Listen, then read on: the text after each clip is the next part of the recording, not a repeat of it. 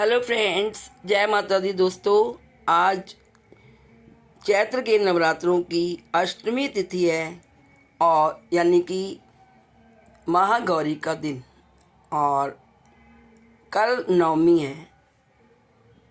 महानवमी भी है और साथ में रामनवमी भी है, जो कि सिद्धिरात्रि का दिन होता है। और रामनवमी यानी श्री राम जी का जन्मदिन, जन्म दिवस। तो दोस्तों, आज और कल यानी अष्टमी और नवमी में नवरात्रों के बाद लोग कन्या पूजन करते हैं। ये परंपरा बड़े प्राचीन काल से चली आ रही है। नवरात्रि के दौरान भक्त माता को प्रसन्न करने के लिए कन्या पूजन करते हैं। माता की पूजा में कन्या पूजन के महत्व और इससे जुड़ी पौराणिक कथाएं भी हैं।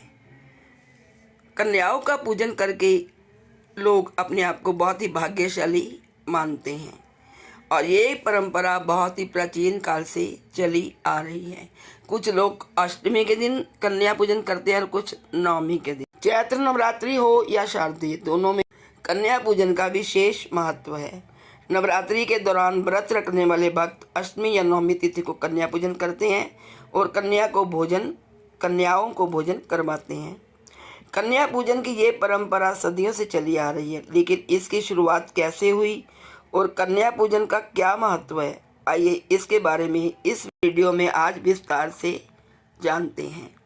साल 2024 में चैत्र नवरात्रि की शुरुआत 9 अप्रैल से हुई थी और इसका समापन 17 अप्रैल को होगा, यानी कि 17 अप्रैल को आज हो गया है। आज अष्टमी तिथि है और कल 17 नवमी तिथि होगी।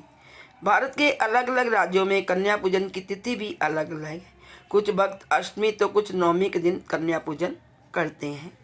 कन्या पूजन क्यों करते हैं, इससे जुड़ी हुई एक पौराणिक कथा। ये कहाँ से परंपरा शुरू हुई, इस कथा से हम जानते हैं। पौराणिक शास्त्रों के अनुसार इंद्र देवता ने ब्रह्मा जी के कहने पर कन्या पूजन किया था। देवी माँ को प्रसन्न करना चाहते थे। अपनी कामना को लेकर इंद्रदेव ब्रह्मा जी के पास गए और उन्हें माता दुर्गा को प्रसन्न करने का उपाय पूछा। ब्रह्मा जी ने इंद्रदेव से कहा कि देवी माता को प्रसन्न करने के लिए आपको कन्याओं का पूजन करना चाहिए और उन्हें भोजन कराना चाहिए। ब्रह्मा जी की इसी सलाह के बाद इंद्रदेव ने माता की विधि विधान से पूजा की और कुंवारी कन्याओं को पूजन करवाया और उन्हें भोजन करवाया। क्योंकि नवरात्रि 9 होते हैं, इसलिए 9 कन्याओं को उन्होंने भोजन करवाया। इंद्रदेव के सेवा भाव को देखकर माता रानी प्रसन्न हुई और उन्हें आशीर्वाद दिया। ऐसा माना जाता है कि तभी से कन्या पूजन की परंपरा शुरू हुई। अब आइए जानते हैं कन्या पूजन का महत्व क्या है। नवरात्रि में माता दुर्गा के 9 रूपों की पूजा होती है। पूजन में 9 कन्याओं को ही बुलाने की परंपरा है, जिन्हें माता दुर्गा के 9 रूपों का प्रतीक माना जाता है। इसके साथ ही एक बटुक भी कन्याओं के साथ होना चाहिए, जो भैरव का, जिसे हम लैंकड़ा कहते हैं, लौंकड़ा, जो भैरव का रूप माना जाता है। जो भी भक्त विधि विधान से माता की पूजा आराधना करते हैं और कुमारी कन्याओं का पूजन करते हैं, उन्हें माता का आशीर्वाद प्राप्त होता है और माता उनके मनोकामनाएं पूरी करती हैं। कन्या पूजन करने से माता की कृपा आप पर बनी रहती है और घर परिवार में सुख समृद्धि रहती है। आइए अब जानते हैं कि कन्या पूजन के दौरान हमें किन किन बातों का ध्यान रखना चाहिए और हमें कन्या पूजन कैसे करना चाहिए। कन्या पूजन के दौरान आपको 10 साल से अधिक की कन्याओं को नहीं बुलाना चाहिए। 1 से 10 साल की कन्याओं की पूजा करनी चाहिए। कन्याओं को भोजन करवाने से पहले उनके पैर धोने चाहिए। इसके बाद उन्हें स्वच्छ स्थान पर बिठाना चाहिए। कन्याओं के पूजन से पहले आपको माता रानी को भी भोग लगा लेना चाहिए। कन्या पूजन में आपको कुमारी लड़कियों को तिलक लगाना चाहिए, उनके पैर धोने चाहिए, उनको मौली बांधनी चाहिए और माता रानी का जयकारा मिलकर लगाना चाहिए। कन्याओं के पूजन से पहले आपको माता रानी को भोग लगाना चाहिए। कन्या पूजन के बाद कन्याओं को हलवा, पूरी और चने खिलाने चाहिए।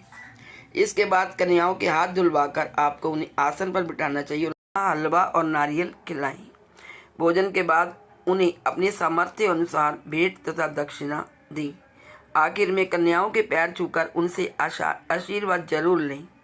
अंत में उन्हें अक्षत देकर उनसे थोड़ा अक्षत अपने घर में छिड़कने को कहें, जिससे कि हमारा घर में सुख समृद्धि बनी रहे। कन्या पूजन कन्याओं का सम्मान करने और पूजा करने का सबसे अच्छा तरीका है। इसके अलावा लंगूर के रूप में एक लड़के को भी इस पूजा में शामिल किया जाता है, जिसे भैरव बाबा या हनुमान जी का प्रतीक कहा जाता है। ऐसा कहा जाता है कि अष्टमी और नवमी तिथि पर कन्या पूजन करने से देवी दुर्गा प्रसन्न होती है और उनकी कृपा आपके परिवार पर सदा बनी रहती है। आदिशक्ति की पूजा करने से ही हमारे सब दुख दर्द दूर होते हैं और मन चाहा वरदान हम माता रानी से पाते हैं। तो आप सब मेरे साथ मिलके बोलिए, जय माता दी। सचिया जोता वाली माता तेरी सदाई जय। तो आप सबको मेरी तरफ से अष्टमी तथा नवमी की हार्दिक शुभकामनाएं। आपके घर में कन्याएं आएं, आप उनकी पूजा करें और वो उनका आशीर्वाद आप पर बरसता रहे। आपके घर में सुख समृद्धि रहे, यही मेरी माँ दुर्गा से प्रार्थना है। दोस्तों, आज इस वीडियो में इतना ही। नेक्स्ट वीडियो में फिर आपसे मिलूंगी। तब तक के लिए bye bye, take care. Please like, share and subscribe. Thank you so much.